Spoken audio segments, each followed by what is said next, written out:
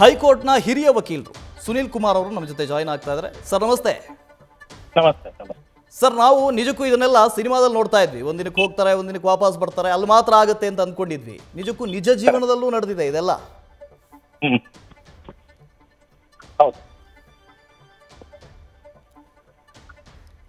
ಒಂದ್ ಕಡೆಯಿಂದ ಸರ್ ಕೇಳಿಸ್ತಾ ಇದೆಯಾ? ಕೇಳಿಸ್ತದೆ, ಹೇಳಿ. ಸರ್, ಮಧ್ಯಂತರ ಜಾಮೀನಿಗೆ ಅರ್ಜಿ ಹಾಕ್ತಾರೆ. ಅವ್ರು ಕೇಳಿದ್ದು FIR ಕ್ವಾಶ್ ಮಾಡಿ ಅಂತ ಹೇಳಿ. ಆದ್ರೆ ಮಧ್ಯಂತರ ಜಾಮೀನು ಸಿಕ್ಬಿಡುತ್ತೆ. ಈ ಆರ್ಡರ್ ಬಗ್ಗೆ ಏನ್ ಹೇಳ್ತೀರಿ ಸರ್? ಏನಾಗುತ್ತೆ, ಅಲ್ಲಿ ಹೈಕೋರ್ಟ್, ಅಲ್ಲಿ ಆಂಧ್ರ ಪ್ರದೇಶನ ಹೈಕೋರ್ಟ್ ಒಂದು ಆರ್ಡರ್ ಪಾಸ್ ಮಾಡಿದ್ದಾರೆ. ಅದು ಯಾವ ಸನ್ನಿವೇಶದಲ್ಲಿ, ಯಾವ ಸಂದರ್ಭದಲ್ಲಿ ಅವ್ರು ಮಾಡಿದ್ದಾರೆ ಅಂತ ಫಸ್ಟ್ ಆರ್ಡರ್ ಕಾಪಿನ ನಾವು ನೋಡ್ಬೇಕಾಗತ್ತೆ. ಮತ್ತು ಇಷ್ಟೊಂದು ತ್ವರಿತವಾಗಿ ಅವ್ರು ಸಿಕ್ಕಿದೆ. ಸಹಜವಾಗಿ ನಾಳೆ ಸೆಕೆಂಡ್ ಸ್ಯಾಟರ್ಡೇ ಇದೆ. ಯಾವ ಗ್ರೌಂಡ್ ಅನ್ನ ತಗೊಂಡಿದ್ದಾರೆ, ಯಾವ ಗ್ರೌಂಡ್ ಅನ್ನ ಕೇಳಿದ್ದಾರೆ.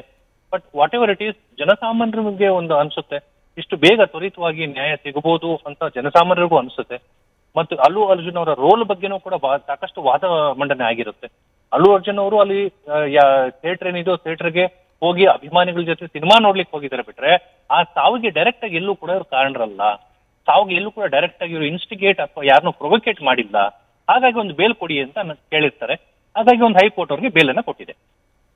Okay, thank you sir.